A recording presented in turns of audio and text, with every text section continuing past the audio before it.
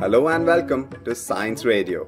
In today's segment, we find out the latest from the world of science. All computers are based on silicon, and attempts have been made to create carbon-based computers. Electronic devices are usually hard materials. Suppose you want a device that is stretchable, you could use metallic springs. If you want them small as well, you could use nanomaterials like silver or gold nanowires. But if you want it soft, stretchable and transparent, say for instance to plant them in the human body. We will also hear from two leading string theorists, Professor Atish Dabholkar and Professor Sandip Trivedi, who were at IISER Pune for a mini workshop on string theory titled Stringy Days, held on the 6th and 7th of March this year. This is Science Radio on Vidyavani 107.4. Adithya is here with me with Science News. I'm Adithya with Science News. Electronic devices are usually hard materials. Suppose you want a device that is stretchable, you could use metallic springs. If you want them small as well, you could use nanomaterials like silver or gold nanowires. These materials conduct electricity electronically, meaning that electrons move in the material to conduct electricity. But if you want it soft, stretchable and transparent, say for instance to plant them in the human body, you might think that the choices would narrow down, but instead they just expand. Many hydrogels can conduct electricity, are stretchable, transparent and even biocompatible. Unlike the hard materials, hydrogels are ionic conductors, can withstand very high voltages and frequencies. This expands their applicability to many technological problems. Researchers can now have a field day generating applications with these materials. There is a trailblazing paper in the recent issue of Science. A bacteria known as meningococcus causes septicemia and meningitis in children. This bacteria is quite prevalent in the nose and pharynx of humans. Yet, we are normally protected by our immune system. But then, how does it suddenly infect humans? What does it do to fool our immune system? Scientists have started unfolding the mystery with the finding that there are 3 RNAs in meningococcus that respond to the increasing temperature. The hairpin bends in these 3 RNAs melt and separate out, and that starts the transcription of 3 proteins. These proteins help the meningococcus to make a new kind of cell wall and to escape detection by our immune system. Interestingly, for meningococcus, these RNA switches are a response to the threat of increasing temperature, the increase due to fever in the human body. Such transitions from innocuous to virulent pathogens are known to happen in many other microorganisms. The results published in Nature may be a clue for many other researchers to start looking at RNA switches in other pathogens too. You should be glad that you are listening to FM radio. Tune into shortwave if you don't believe. There are huge amounts of whistles, screeches and unbearable noises. And no wonder. Our sun is very active now, sending out particles mostly charged. They come and hit the Earth's magnetic field, causing magnetic storms on it and changing directions. Some of them come in through the poles and get trapped in the magnetic field. Soon, the ionosphere swells up in response, moving a few miles closer to the Earth's surface. Since shortwave radio depends on the reflection of the radio waves from the ionosphere and the ionosphere is changing, reception becomes problematic. Besides, the trapped electrons are sometimes accelerated by the changing magnetic field lines on Earth, leading to emission of radio waves. And that is what we hear as screeching noises and whistling noises. For an interesting report on the acceleration of particles in the Van Allen belts high up in the Earth's atmosphere, take a look at the recent paper in Science magazine.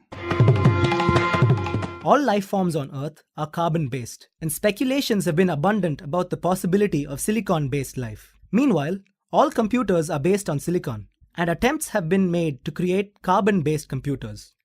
Now, scientists have made a breakthrough. Computers based on carbon nanotubules are indeed possible, say researchers from Stanford University.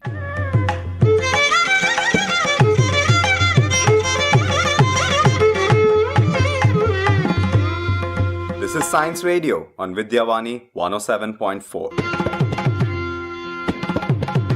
Stringy Days, a mini workshop on string theory held at IISER Pune on the 6th and 7th of March this year, hosted some of the top minds in string theory. Among them were Professor Atish Dabholkar and Professor Sandip Trivedi. Professor Atish Dabholkar is the Research Director at the National Center for Scientific Research, CNRS, Laboratory of Theoretical and High Energy Physics in Paris, France.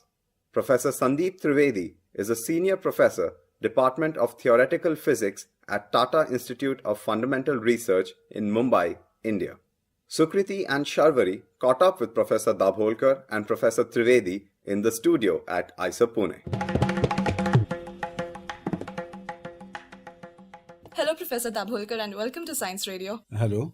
Hello, Professor Trivedi, and welcome to Science Radio. Thank you, Sukriti. It's a pleasure to be here.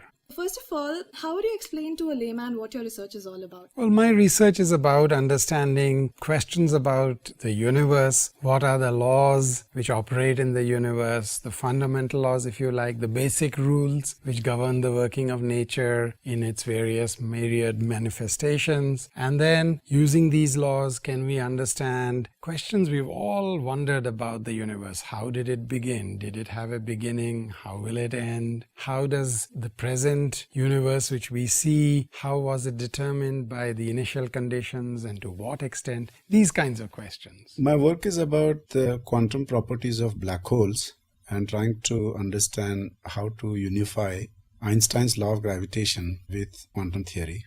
Black holes, as you know, is a very surprising consequence of Einstein's theory of gravity. When a star is more massive than a certain mass, then it will collapse into literally a hole in space-time, and that's called a black hole. There is plenty of evidence for such a black hole even in the middle of our galaxy. And I'm trying to study what happens when quantum effects are important in the presence of these black holes. Having done your master's in physics, at that time, what made you choose string theory only out of all the various areas in physics? Yeah, well, that's a good question. And one doesn't always know beforehand where one's own research will go. And I, for one, really do believe that young people setting out should keep an open mind about things. In my case, when I went into a graduate school to do my PhD, there were some very interesting developments in the field of string theory. As you might know, people have been wondering for a long time whether the different laws of physics can all come together in some kind of unified structure. What people found a couple of years before I joined my PhD was that within the context of string theory, there was great promise that not only could you put quantum mechanics, which we believe governs the underlying workings of all other phenomena in nature besides gravity, whether it's electricity, whether it's the strong or the weak force, they're all described through quantum mechanics. It wasn't proving possible to describe gravity through quantum mechanics, but in string theory we could do that. And moreover, a few years before I went into graduate school, people found that you had glimpses that string theory could also accommodate the kind of symmetries involved in describing electricity, the strong force and the weak force. So there was this hope of this really grand unification with the mysteries of gravity being unraveled. I thought that would be just so fascinating. That's what drew me to the field. So I was naturally inclined towards theoretical physics. And at that time, string theory was a very exciting frontier for a young person who was starting to do research. The question that string theory is trying to address is also a fundamental question. We have in 20th century physics two basic foundational theories. One is quantum mechanics, which describes nature at very short distances. On the other hand, we have general theory of relativity, which describes gravity at very large distances. But there also we have a very successful theory. But when you try to bring them together, it's not a very happy marriage. In fact, there is a very serious contradiction when you try to put them together. And in physics, that kind of situation is not acceptable. Electricity and magnetism and light were all three different aspects of nature. But Maxwell figured out more than 100 years ago that they're all described by one set of equations. So we are trying to basically figure out a single set of equations. Being a theoretical physicist, what all kinds of challenges do you have to face in the field of research? Well, there are interesting challenges, some of which one can anticipate and others not.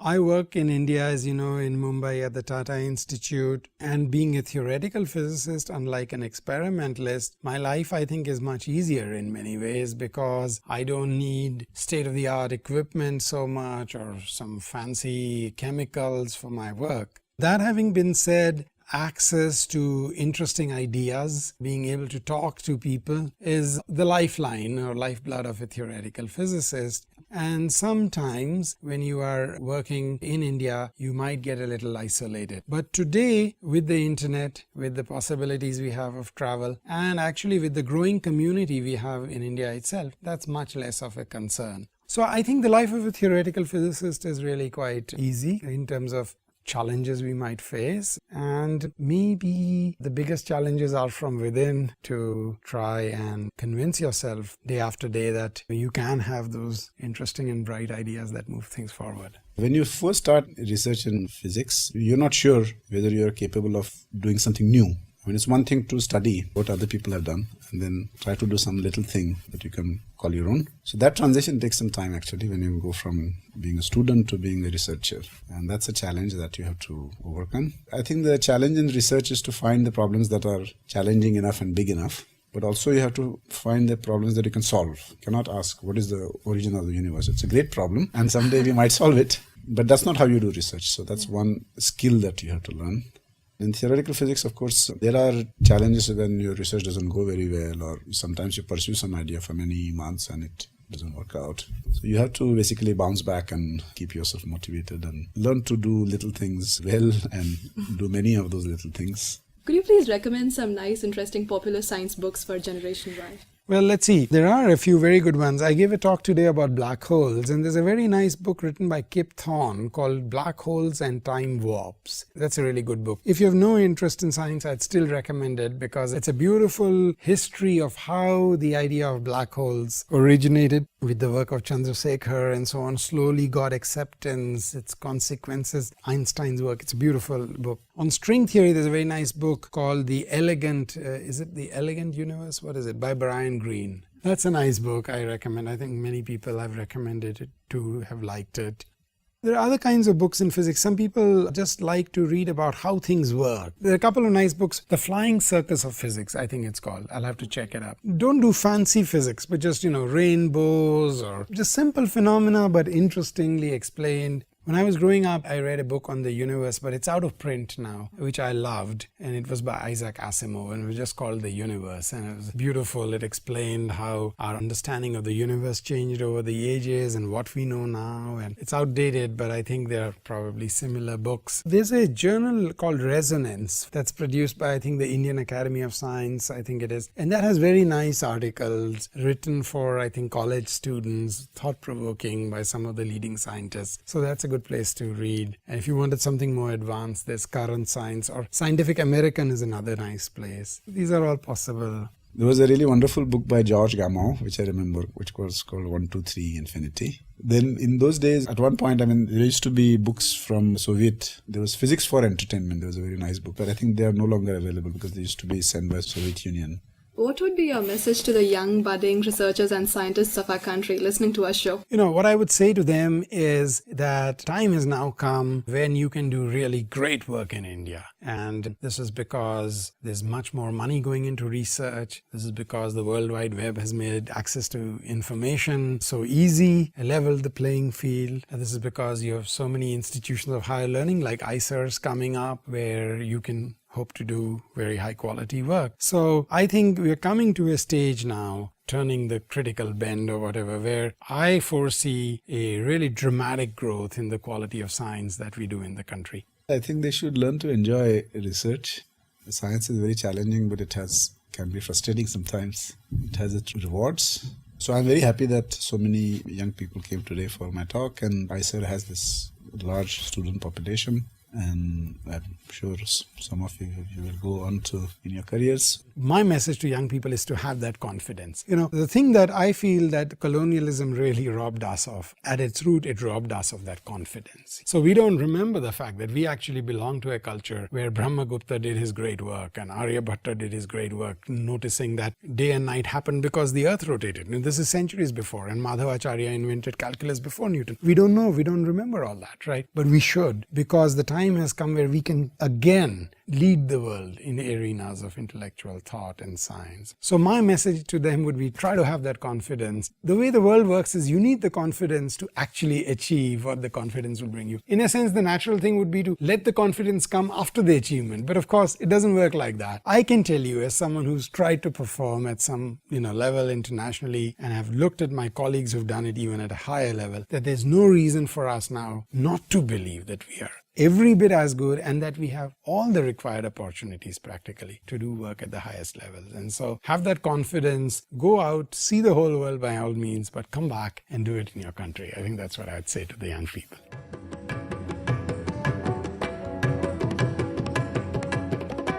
With this, we come to the end of today's episode. Tune in again next week for another episode of Science Radio. Do write to us. Our email ID is radioiserpune@gmail.com. That is radio, IISER, Pune@gmail.com. This is your host, Sourajit Basu, signing off.